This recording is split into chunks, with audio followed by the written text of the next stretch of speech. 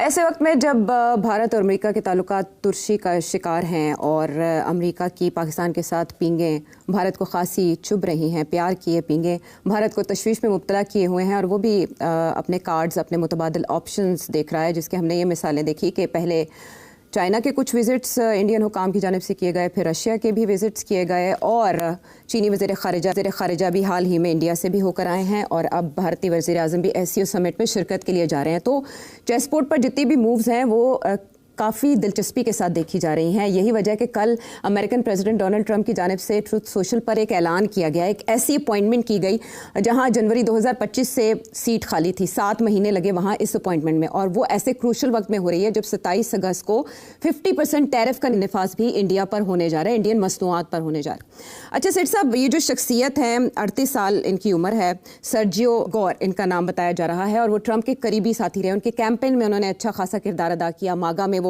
कलीदी role निभाते रहे, फिर पब्लिशिंग में भी उन्होंने डोनाल्ड ट्रंप को अच्छा खासा प्रॉफिट दिया। यहाँ जब इंडिया के लिए उनकी तैनाती हुई तो सिर्फ इंडिया के लिए महदूद होती तो शायद इतने ज़्यादा भवें ना उठाई जाती। उनकी तैनाती जनूबी और वस्ती एशिया के लिए भी।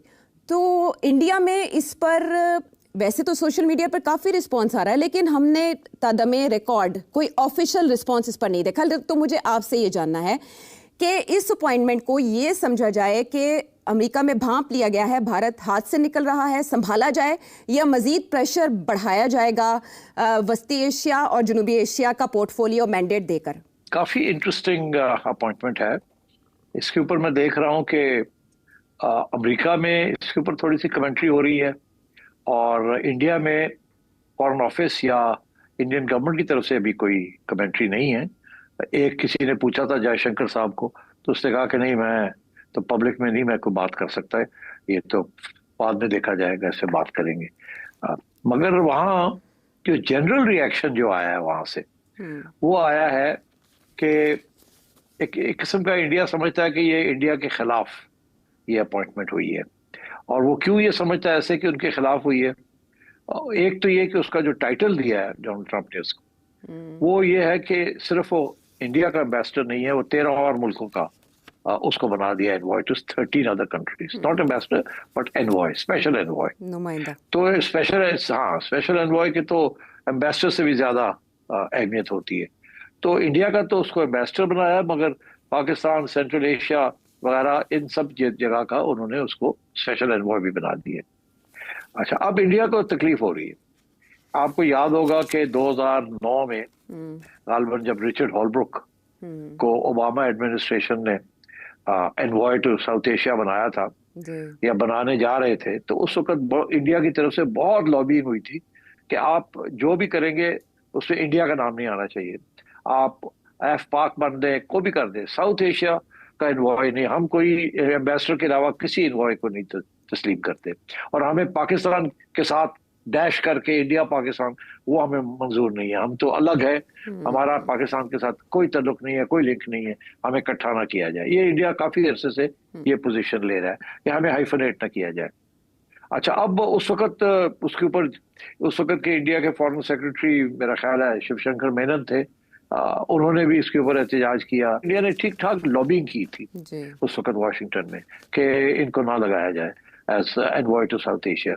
यहाँ तक कि जब रिचर्ड हॉलब्रुक आए तो उन्होंने ये कहा था कि ठीक है, मुझे अब स्पेशल एनवॉय फॉर पाक, अफगानिस्तान और पाकिस्तान, उनको फिर टाइटल दिया गया, इंडिया का नाम निकाल दिया गया। और उन्होंने उस वक्त ये भी हंस के ये कहा था कि जब तक मैं वहां रहूंगा स्पेशल एनवॉय तो मैं के वर्ड नहीं इस्तेमाल करूंगा, मतलब मैं कश्मीर की बात नहीं करूंगा। वो इंडिया को अश्योर कर रहे हैं, क्योंकि इंडिया कश्मीर की बात ना करना चाहता है, ना किसी को इजाजत देता कि वो इंडिया के साथ बैठ के कश्मीर की बात करें। तो इस किस्म की सूरत हाल थी। तो इस दफा फिर बड़ी तकलीफ हुई है कि ये क्यों उसको जो बंदा नया आ रहा है, इसको क्यों इतना लंबी चौड़ी एम्बिट दे दी है जिसके अंदर इंडिया के अंदर बैठ के वो सारा रीजन को देखेगा। तो इसलिए इंडिया को ये वो खौफजदा है कि डोनाल्ड ट्रंप, इसने पहले भी ये ड्रामा किया कि जी मैंने ये सीज फायर करवाई है और अब मैं इंडिया और पाकिस्तान के दरमियान अमन का क्रिएट करूंगा, खत्म करूंगा जंग वगैरह। तो इंडिया डजंट लाइक दिस। तो मेरा ख्याल है एक तो ये वजह है कि दे आर वेरी एप्रीहेंसिव कि ये अब आके यहाँ हमें बताएगा कि क्या करना है और क्या नहीं करना है, and so on and so fourth. तो एक तरफ से ये सारा सिनारियो बन रहा है। दूसरी तरफ सिनारियो जिसकी तरफ आपने इशारा किया कि डोनाल्ड ट्रंप का ये लॉयलिस्ट है, और ये बिल्कुल, कुछ लोग कहते हैं कि ये बिल्कुल डोनाल्ड ट्रंप के जो ऑर्डर्स हैं उनको पूरी तरह इम्प्लीमेंट करेगा, ये अपनी तरफ से कोई इनिशिएटिव नहीं लेगा। और इसलिए इसका ये मतलब है कि डोनाल्ड ट्रंप इस वक्त हार्ड लाइन ले रहा है अगेंस्ट इंडिया, तो ये भी फिर हार्ड लाइन ही लेगा अगेंस्ट इंडिया। तो दूसरी तरफ इस किस्म का एनालिसिस भी आ रहा है। मगर इसके साथ साथ अमेरिका के अंदर कुछ लोग हैं, और एक आध मैंने इंडिया में भी देखा है कि कुछ लोग हैं वो कहते हैं नहीं, बात कि ये डोनाल्ड ट्रंप का हैंड पिक्ड आदमी है, उसका लॉयलिस्ट है, इसके पास अपना कोई इनिशिएटिव नहीं है, ये जो जो डोनाल्ड ट्रंप कहता है वही करेगा। मगर रुक जाइए, एक बात है कि ये वो बंदा है, चंद बंदों में से 4-5 ऐसे लोग हैं डोनाल्ड ट्रंप की एडमिनिस्ट्रेशन में जो सीधे व्हाइट हाउस पहुंच जाते हैं और सीधा जाके डोनाल्ड ट्रंप को मिल लेते हैं। He has direct access to Donald Trump. अगर ये तो उठा के फोन कर सकता है डोनाल्ड ट्रंप को, इतना करीब है डोनाल्ड ट्रंप के, और डोनाल्ड ट्रंप इसको इतना ट्रस्ट करता है। और इसने, डोनाल्ड ट्रंप ने इसको ऐसे ऐसे काम दिए जो कि बड़े हाई लेवल के लॉयलिस्ट को देते हैं, और इसने पूरा उतरा उन पे। अभी इसने 4000 नए अमेरिकन एडमिनिस्ट्रेशन जो आई है उसके अंदर लोगों को इंटरव्यू करके और हायर किया है 4000। तो आप सोचिए डोनाल्ड ट्रंप ने कितना इसके ऊपर एतमाद किया हुआ है कि इसको कहा कि तुम सारी हायरिंग कर लो और चेक करो कि वही लोग हैं जो मेगा वाले हैं, जो हमारी पार्टी के लॉयलिस्ट हैं, हर जगह पे लॉयलिस्ट को डाल दो। और इसके अलावा मैं देख रहा था इलॉन मस्क की एक ट्वीट पता नहीं आयशा आपने जरूर देखी होगी, वो कहता है कि ये तो स्नेक है। और उसके बाद ही इन दोनों के दरमियान ताल्लुकात खराब हुए थे, इलॉन मस्क और ट्रंप के दरमियान। हाँ, मगर वो क्यों कहा था ताल्लुकात क्यों खराब हुए? ताल्लुकात खराब हुए तो फिर इसने स्नेक कहा ना। वो ताल्लुकात इसलिए खराब हुए थे कि इलॉन मस्क को पता है आपको कि नासा जो उनकी अथॉरिटी है स्ट्रेट रॉकेट वाली एरोनॉटिक्स की, नासा, उसके अंदर इलॉन मस्क के बड़े इंटरेस्ट हैं। सबसे ज्यादा रॉकेटरी जो है वो इलॉन मस्क सप्लाई करता है, और इलॉन मस्क बहुत सी सब्सिडीज लेता है अमेरिकन गवर्नमेंट से। इलॉन मस्क का बहुत बड़ा इंटरेस्ट है कि वहां जो भी हेड करे उसको, नासा को, वो इलॉन मस्क का बंदा हो। तो पहले तो ये बात चलती रही, क्योंकि इस दफा इलॉन मस्क ने बहुत सारे अपने अंडे जो थे ना वो ट्रंप की बास्केट में डाल दिए, और इसकी कोशिश थी कि नासा का जो भी अपॉइंटमेंट होगी वो इलॉन मस्क का बंदा हो। इलॉन मस्क ने एक साहब है जैरेड आइजकमैन साहब, उनको इलॉन मस्क ने रेकमेंड किया जी। और उसकी फिर जाहिर है सेनेट हियरिंग होती है, उसमें ये साहब सर्जियो साहब ने जाके तो उधर पट्टा गोल करता। सर्जियो साहब ने जाके डोनाल्ड ट्रंप की कान में डाला कि ये इसको नहीं लगाना। तो और देयरफॉर इलॉन मस्क की लड़ाई हो गई इसके साथ, और फिर जाहिर है डोनाल्ड ट्रंप के साथ भी हो गई। और वो आपने देखा ही है कि दोनों पहले जफियर डालते थे व्हाइट हाउस के अंदर ओवल रूम में, और इसके बाद लड़ाई झगड़े हो गए और एक दूसरे को गालियां देनी शुरू कर दी।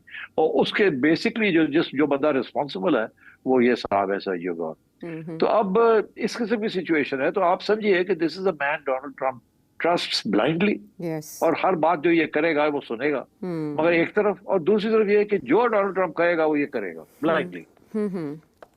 अच्छा, अब ये दो तरफ कट कर सकता है। अब यही तो डिस्कशन हो रही है कि क्या इंडिया इसको मक्खन लगा के सेट करके अपना मौकफ दे ताकि ये डोनाल्ड ट्रंप को आगे मौकफ पहुंचा सके और इंडिया की हेल्प कर सके, या ये कि क्या ये डोनाल्ड ट्रंप के ऑर्डर्स जबरदस्ती इंडिया के ऊपर ऑर्डर करेगा और तल्लकात जो है जिस तरीके से इनको बेहतर नहीं करेगा और खराब होंगे क्योंकि ये लॉयलिस्ट है। तो ये सारी चीजें चल रही हैं और लोग देख रहे हैं कि ये इवेंचुअली आके किस तरीके के साथ ये बात आगे बढ़ती है। मगर एक चीज वाज़ेह है, जो भी हो, इंडिया की बात करे या साउथ एशिया की बात करे या जो भी हो, एक बात जरूरी है कि इसने हाइफनेट कर दिया इंडिया पाकिस्तान। अब जो बात भी ये करेगा वो सोच के करेगा कि पाकिस्तान के ऊपर उसका इंप्रेशन क्या होगा, क्योंकि डोनाल्ड ट्रंप ने बड़े वाज़ेह तौर पे पाकिस्तान की साइड ले ली है, टिल्ट कर लिया। तो ये इंडिया को इस चीज का फिक्र है कि अब ये आके किस तरीके के साथ आगे मामले को चलाएगा, इंडिया की बात सुनेगा या डोनाल्ड ट्रंप की बात जो है वो इंडिया के ऊपर थ्रस्ट करेगा, डोमिनेट करने की कोशिश करेगा।